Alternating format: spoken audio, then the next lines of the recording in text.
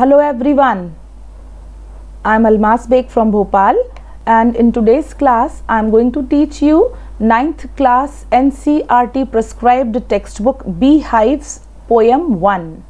आज की कक्षा में मैं आप सभी को Beehive पुस्तक का जो लेसन 1 है उसके अंतर्गत एक पोयम है वो पढ़ाऊंगी और उस पोयम का नाम है द रोड नॉट टेकन और इस पोयम को कंपोज किया है रॉबर्ट फ्रॉस्ट ने। तो सभी बच्चे इस कक्षा में अपनी Beehive टेक्स्ट बुक की पोयम निकाल लें। ये लेसन 1 के बाद आपकी टेक्स्ट बुक में दी गई है और सभी बच्चे पेन और नोटबुक लेकर जो डिफ़िकल्ट वर्ड्स और उनके मीनिंग है उनको नोट करते चलें। आइए आपके स्क्रीन पर देखिए। This is the name of the poem, this is the name of the text book Beehive and the name of the poem is Road Not Taken and it is composed by Robert Frost।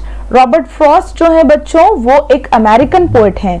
तो यहाँ इस poem में autumn season का दृश्य जो है वो बताया गया है और उन्होंने बहुत ज़्यादा जो कविताएं हैं वो प्रकृति पर बेस्ड लिखी हैं। उनकी कविताओं में प्रकृति की झलक जो है वो दिखाई देती है, तो इस कविता में भी आपको दिखाई देगी। आइए आगे बढ़ते हैं। यहाँ आपकी टेक्स्ट बुक में टाइटल के नीचे एक ब्लू बॉक्स दिया हुआ है और इस ब्लू बॉक्स में जो लिखा है मैं आपको पढ़ के बताती हूँ।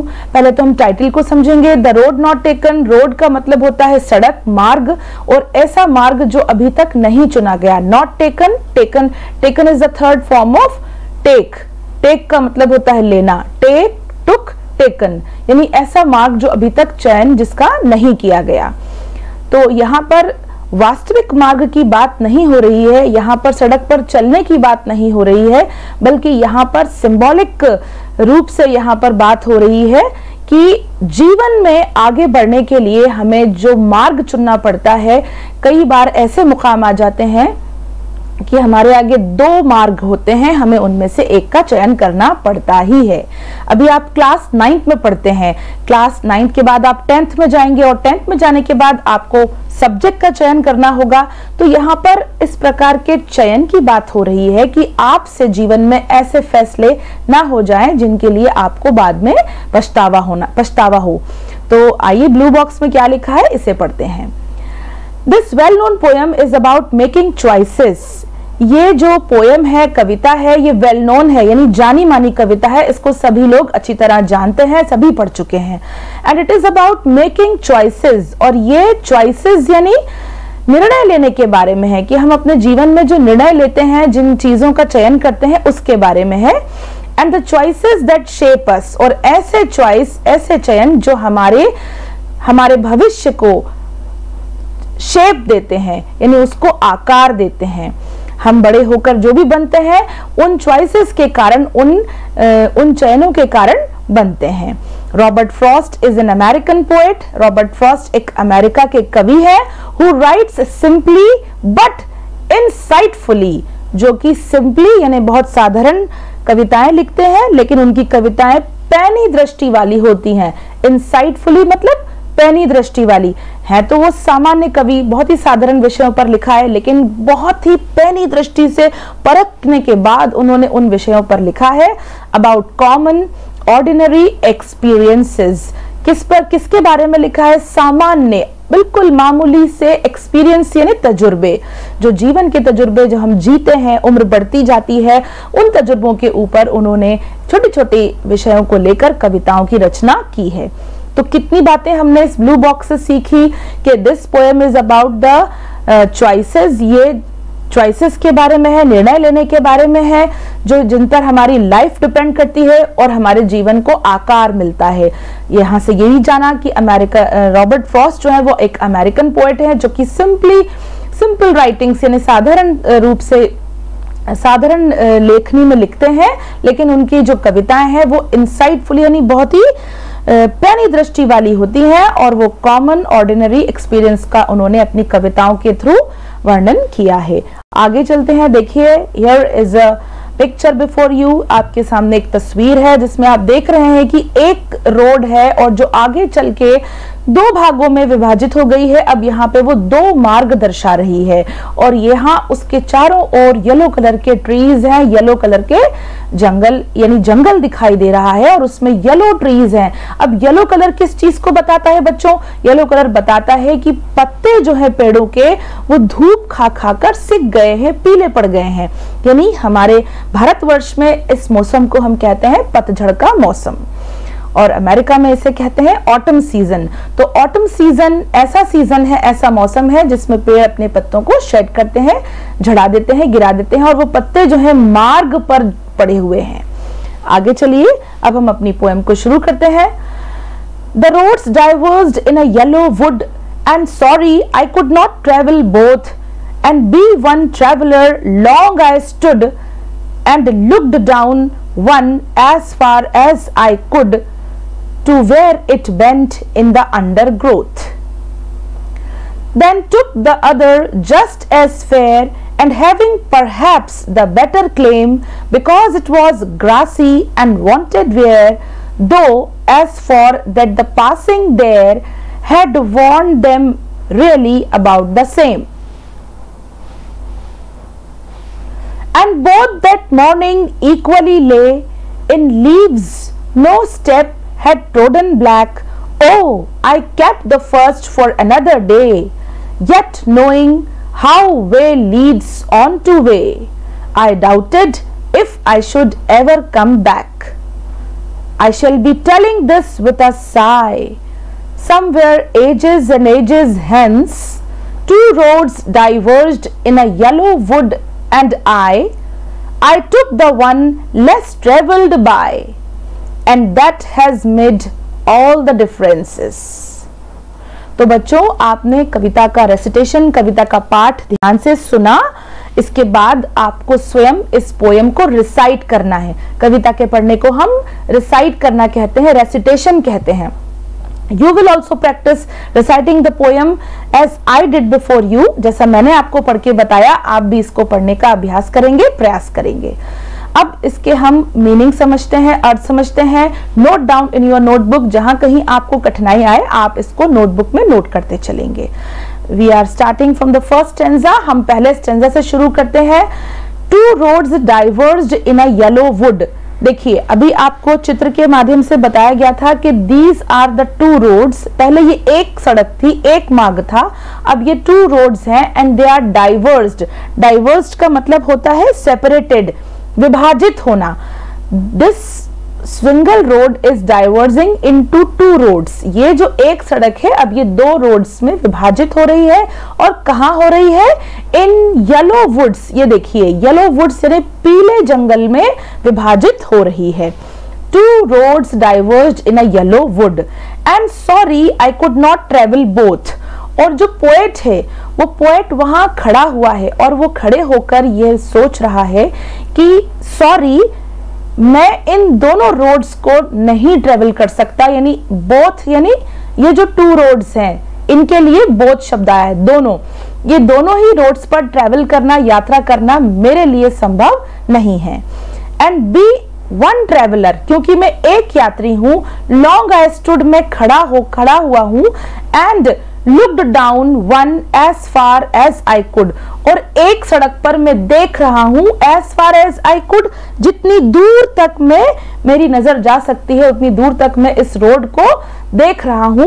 To where it bent in the undergrowth, और ये कहां तक जाती है? जहां तक मेरी दृष्टि जाती है वहां पर क्या है? अंडरग्रोथ। अंडरग्रोथ यहां पर आया है छोटे वन के लिए। ऐसा स्थान जहां पर वृक्ष जो है, पेड़ों का घना जो एरिया है, क्षेत्र वो दिखाई देता है, तो ऐसे क्षेत्र को हम क्या कहते हैं? वन कहते हैं, जंगल कहते हैं। To where it bent in the undergrowth, तो पोएट कवि स्वयं अपने आप को इस रोड पर खड़ा होकर कह रहा है कि यहाँ पर दो डाइवर्स रोड्स हैं, दो विभाजित सड़कें हैं जो कि पीले जंगल में जा रही हैं, और मैं एक हूं इसलिए मैं दोनों पर नहीं चल सकता।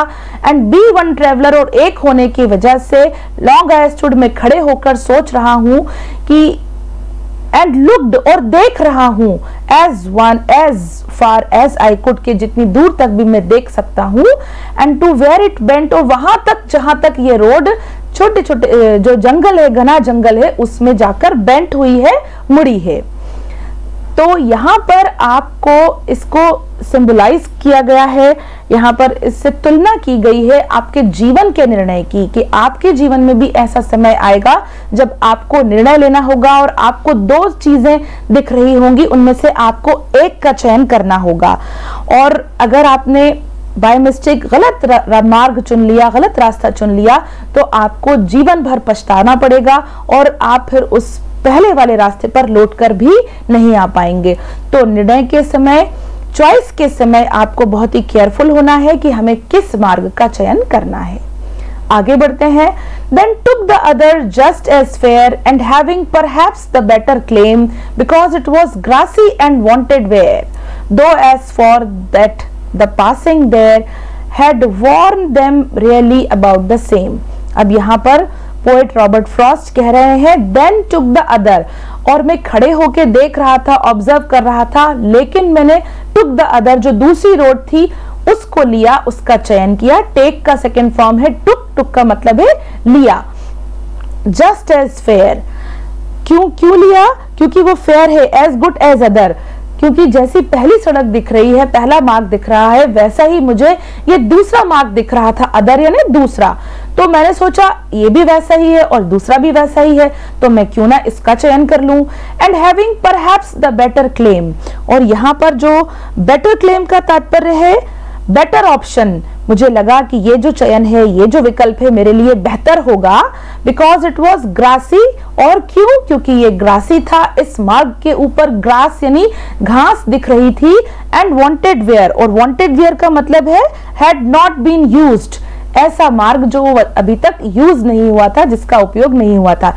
तो यानी इससे पता चल रहा है कि जो पोएट है उस समय जब वो रोड का चयन कर रहा है वो बहुत ही इंटेलिजेंट है, क्योंकि उसने ये अंदाजा लगा लिया कि दोनों सड़कें जो हैं वो एक जैसी ही दिखाई दे रही हैं। और ये भी उसे पता है कि अगर मार्ग के ऊपर ग्रास है यानी उसको अभी कम लोगों ने, उस रोड का चयन कम लोगों ने किया है, क्योंकि अगर उस पर ज्यादा लोग अभी चल गए होते तो ये जो ग्रासी है, ये ग्रास जो है वो कैसी हो जाती? मैश हो जाती, ये ट्रोडन हो जाती। Though as for that the passing there had warned them really about the same, तो passing there यानी अभी इसके ऊपर से ज्यादा लोग नहीं गुजरे हैं, अभी इस मार्ग को ज्यादा लोगों ने चयन नहीं किया है। क्यों? क्योंकि ये अभी wanted where है, had not used by others। तो यही कारण है कि कवि को एहसास होता है कि मुझे ये जो मैंने रोड चुनी है ये सही चुनी है, इसको कम लोगों ने इस्तेमाल किया है, इस पर ग्रास है, तो मुझे यही मार्ग चुनना चाहिए। आगे यहाँ देखिए आप, you can see this is yellow would, ये जंगल है, इसकी पत्तियां, इन पेड़ों की पत्तियां पीली पड़ गई हैं और मार्ग के ऊपर, दोनों ही मार्गों के ऊपर आपको हल्की हल्की घास दिखाई दे रही है। तो पोएट जो है उसने सोचा अगर इस मार्ग पे जाता हूं तो भी वही चीज दिख रही है जो इधर दिख रही है, तो क्यों ना मैं इस पे चला जाऊं। और इस पे जाने के बाद वो बताता है कि why he has chosen this road, उसने इस रोड का चयन क्यों किया। Now we will come to third stanza. And both that morning equally lay, और उस प्रातः जिस समय मैंने इसका चयन किया, दोनों ही, बोथ का मतलब है दोनों ही मार्ग, इक्वली यानी एक बराबरी से मुझे ले यानी पिछे हुए थे, दिख रहे थे। In leaves no step had trodden black, और इन रोड्स के ऊपर आप देखिए पत्ते, लीव्स पड़े हुए थे, ये जो ड्राई लीव्स हैं ये झड़ के यहाँ सड़कों पर पड़ी हुई थी। And no step had trodden black, और उन लीव्स के ऊपर अभी तक किसी ने कदम नहीं रखा था, और अगर कोई उस पे चलता तो वो ट्रोडन ब्लैक हो जाती, वो कैसी हो जाती? ब्लैक पड़ जाती, कुचली हुई हो जाती, मसल जाती, और उनका रंग भी बदल जाता, ब्लैक हो जाता। तो इसीलिए उसको लगा कि ये दोनों ही एक जैसी हैं। Oh I kept the first for another day, और अब यहाँ पोएट कहता है कि मैंने दूसरी वाली सड़क को दूसरे दिन के लिए छोड़ दिया। For another day, I kept the first, जो पहली सड़क है जिसका चयन मैंने नहीं किया, उसे मैंने दूसरे दिन के लिए छोड़ दिया। Yet knowing how way Leeds on two way, जबकि मैं ये जानता हूं कि हाउ वे लीड्स, वे मतलब रास्ता, कहां ले जाता है, और उस रास्ते में फिर आगे चल के और दो रास्ते निकल आते हैं। तो मैं ये जानता हूं कि जिस मार्ग का मैं चयन कर रहा हूं उस पर चलने के बाद मैं कितना आगे निकल जाऊंगा, उसमें आगे और कितने डाइवर्जन होंगे। यानी स्वयं पोएट ये रियलाइज करता है कि वो वापस इस रोड पर लौटकर फिर नहीं आ पाएगा। I doubted if I should ever come back, और I doubted पोएट यहाँ आए कहकर अपने आप को संबोधित कर रहे हैं और बता रहे हैं कि मुझे डाउट है, मुझे शक है कि मैं if I should ever come back, कि शायद ही मैं कभी अब इस दूसरे वाले जो फर्स्ट रोड जो उसने छोड़ी है इस पर लौट कर कभी आ पाऊं, वापस आ पाऊं। अब आगे चलते हैं। I shall be telling this with a sigh। अब यहाँ पर पोएट फ्यूचर की बात कर रहे हैं कि मैं जब और बूढ़ा हो जाऊंगा तो मैं क्या कहूंगा। I shall be telling this with a sigh, तो मैंने ये जो डिसीजन लिया है, जो मैंने ये चयन किया है, जो मैंने ये रोड का चॉइस किया है, इसको चुना है, इस पे आगे मैं कहाँ जाता हूँ, क्या करता हूँ, जब मेरे ओल्ड डेज आएंगे और मैं बूढ़ा हो जाऊंगा तो उस समय मैं अपने आप से कहूंगा। I shall be telling this with a sigh. Sigh मतलब होता है गहरी लंबी ठंडी सांसें भरना। तो मैं अपनी गहरी गहरी सांसें लेकर ये कहूंगा, somewhere ages and ages hence, कभी सालों बीत जाने के बाद। हेंस का मतलब यहां पर क्या है, फ्यूचर में, भविष्य में मैं ठंडी ठंडी आहें भरते हुए ये कहूंगा कि two roads diverged in a wood, कि दो मार्ग जो थे वो जंगल में विभाजित हुए थे। And I took the one less travelled bye, और मैंने उस रोड का चयन किया था जिसके ऊपर कम यात्री चले थे, जिसका चयन कम लोगों ने किया था। And that has made all the differences, और जो कुछ भी मैं आज हूं वह सब उसी चॉइस के कारण हूं, उसी चयन के कारण हूं, उसी निर्णय के कारण हूं। तो ये जो पोएम है इसमें रॉबर्ट फ्रॉस्ट अपने सिलेक्शन के बारे में, मार्ग के यानी अपने जीवन में आगे हमें क्या बनना है उस सिलेक्शन के बारे में आप कक्षा 9 के बच्चों को बता रहे हैं, आपको उससे अवगत करा रहे हैं कि कहीं पोएट की तरह। अब देखिए लास्ट स्टेंजा में पोएट ने ये बात छोड़ दी कि वेदर ही इज हैप्पी और नॉट, कि वह खुश है अपने इस निर्णय से या नहीं, क्योंकि यहाँ दो वर्ड्स ऐसे आए हैं जिनसे हमें यह पता चल रहा है कि शायद पोएट अपने इस निर्णय से, जो उन्होंने सेकंड वाली रोड चूज की थी, उस निर्णय से खुश नहीं है, और हो सकता है वो खुश भी हो।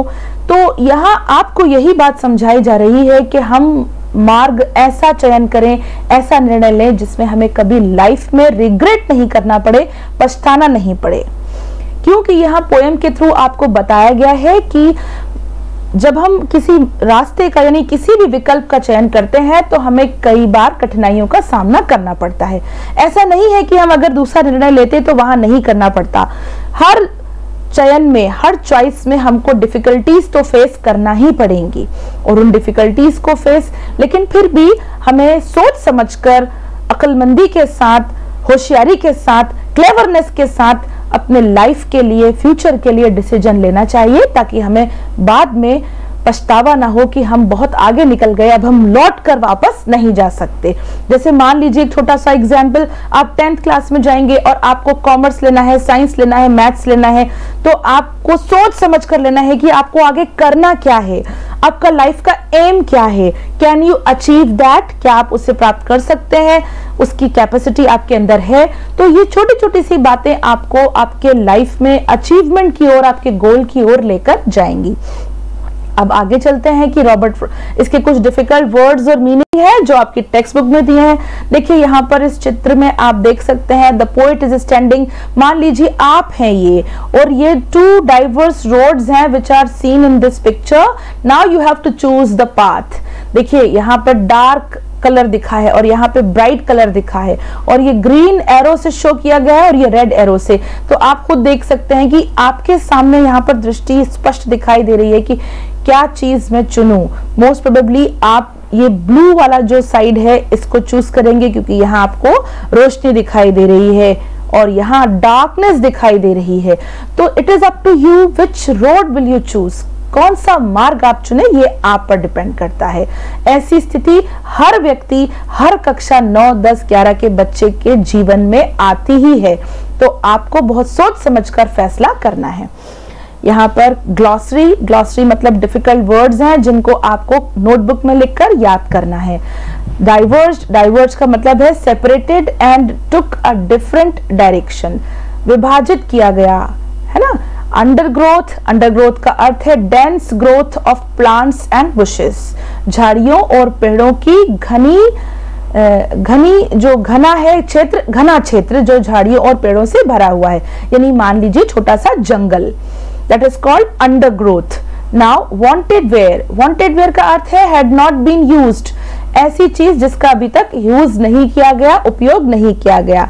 Now next word is hence यहाँ इस पोयम में फ्यूचर के लिए यूज किया गया है, इसका मतलब है भविष्य में, यानी कवि बता रहा है कि जब भविष्य में वो बूढ़ा हो जाएगा तो सोचेगा कि उसका चयन उसने जो किया था उसी के कारण, जो कुछ भी वो है वो उसी निर्णय के कारण है।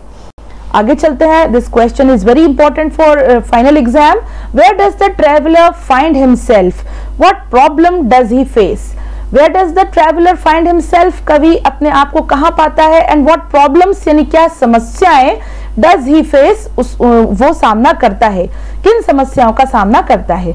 Your answer is the traveler finds himself at a fogged road while traveling in a yellow wood। Poet जो है, ट्रैवलर जो है वो एक वुड में खड़ा है, ऐसी रोड उसे मिलती है फॉग्ड रोड यानी डाइवर्स रोड को हम फॉग्ड रोड भी कहते हैं, जो दो मार्गों में बटी हुई है। जब वो येलो वुड्स की यात्रा कर रहा है, पीले जंगल की यात्रा करते समय उसे फॉग्ड रोड दिखाई देती है, वो अपने आप को वहां पाता है, and he faces the problem of choosing between the two roads, और उसे समस्या आती है इन दो रोड्स को, ये जो फॉग रोड्स हैं, इन फॉग रोड्स को चूज करने में, इनका चयन करने में उसे प्रॉब्लम होती है। As he could not travel both at the same time, क्योंकि वो एक है और वो इन बोथ रोड्स को एक टाइम में, सेम समय में ट्रेवल नहीं कर सकता, नहीं चल सकता।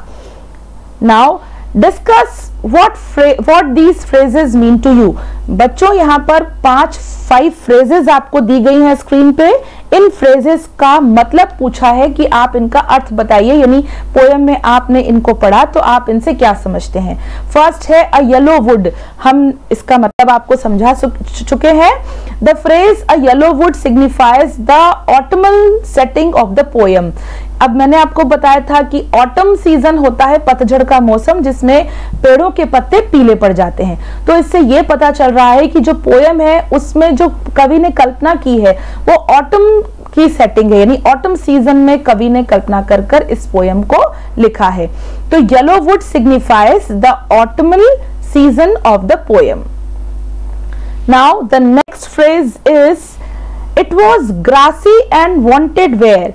तो ये जो ग्रासी और वांटेड वेयर है ये भी मैंने आपको समझाया, इसको और अच्छे से देख लेते हैं। The grass on the road that the poet decides to take was still afresh. Grass जो सड़क पर दिख रही है, ग्रास यानी घास, वो अभी तक फ्रेश है। अफ्रेश मतलब ताजी है। And the road seemed less worn out, और पता चल रहा है कि इस रोड को अभी कम लोगों ने इस्तेमाल किया है। This implies that not many people had walked on it।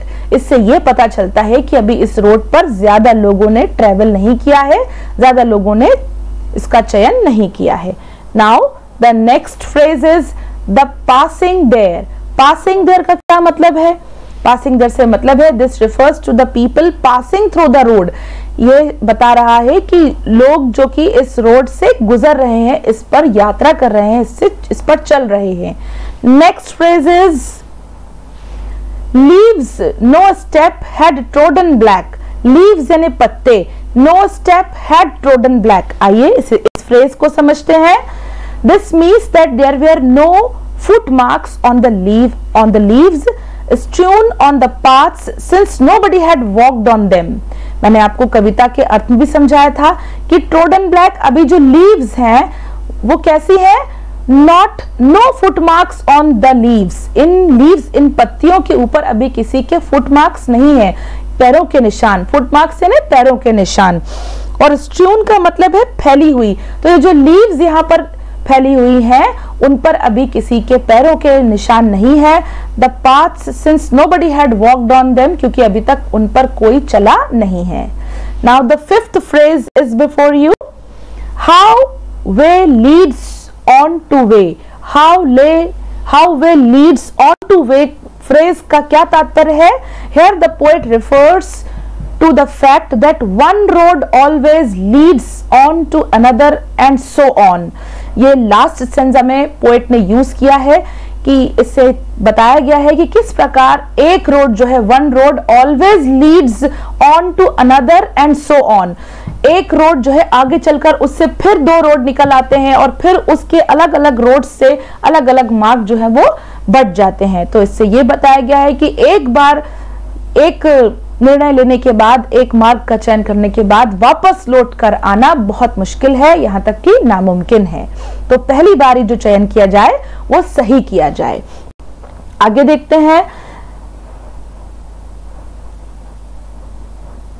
यहां पर एक क्वेश्चन है, this second question, is there any difference between the two roads as the poet describes them in the last two lines of the poem. देखिए poem की जो last two lines है वो बहुत इंपॉर्टेंट है, तो हम उसे मैं उसे एक्सप्लेन करती हूँ।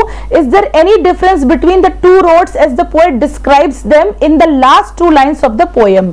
तो लास्ट टू लाइन्स जो है उसमें पोएट जो है वो डिफरेंस बताता है। According to the last two lines of the poem, one of the two road was less travelled by then the other. यहाँ वो बताते हैं कि दो रोड्स में एक जो सड़क थी वो लेस ट्रेवल्ड थी, उस पर कम लोगों ने यात्रा की थी। And the poet's decision to walk on this road made all the differences in his life. और पोएट का यह निर्णय, यह डिसीजन कि वह इस मार्ग पर चलेगा, इसी के कारण जो उसकी लाइफ है, उसका जो जीवन है, उसमें सारे डिफरेंसेस, सारे अंतर आए हैं। तो ये जो लास्ट टू लाइन्स था उसका डिस्क्रिप्शन था। अब यहां पर है, what do you think the last two lines of the poem mean.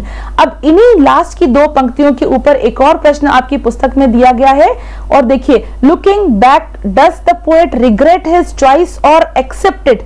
जब वो पीछे मुड़कर देखता है उस रोड पर काफी आगे जाने के बाद, तो क्या उसे अपने डिसीजन पर, अपने निर्णय पर रिग्रेट करता है? रिग्रेट करना यानी पछतावा होना। तो आपका आंसर है, इन the last two lines the poet says that he chose the less trodden road and that this choice made all the differences in his life. ये जो कम यात्रा की गई सड़क थी उसका चयन उसने किया, और उसी के कारण उसके जीवन में जो कुछ भी है आज वो उसी के कारण है। Whether he regrets his choice or accepts it is ambiguous. अब यह बात कि वह अपने इस निर्णय पर पछताता है या उसको एक्सेप्ट करता है, यहाँ पर डुअल मीनिंग है, यह स्पष्ट नहीं बताया गया है। The poet uses word difference which does not clarify the implication weather good और बैड। अब यहाँ जो पोएट ने डिफरेंस वर्ड का यूज किया है, इससे ये पता नहीं चलता कि उसको लास्ट में अच्छा है, उसका निर्णय अच्छा है या बुरा। However, the word sigh suggests that the decision was possibly more of regret than satisfaction. और एक और वर्ड उसने यूज किया है sigh, इससे भी पता चलता है कि कभी पछता रहा है या अपने निर्णय से संतुष्ट है। तो बच्चों, आज की क्लास में हमने कविता को पढ़ा, उस पर आधारित कठिन शब्दों को सीखा और उस पर आधारित प्रश्नों के उत्तरों को किया। आप इसे नोटबुक में लिखकर अपने व्हाट्सएप ग्रुप्स पर टीचर्स से चेक कराएंगे। If you have any doubt please consult your experts of school. आज की क्लास में हम यही विराम लेंगे, अगली क्लास में मिलेंगे, जब तक के लिए गुड बाय।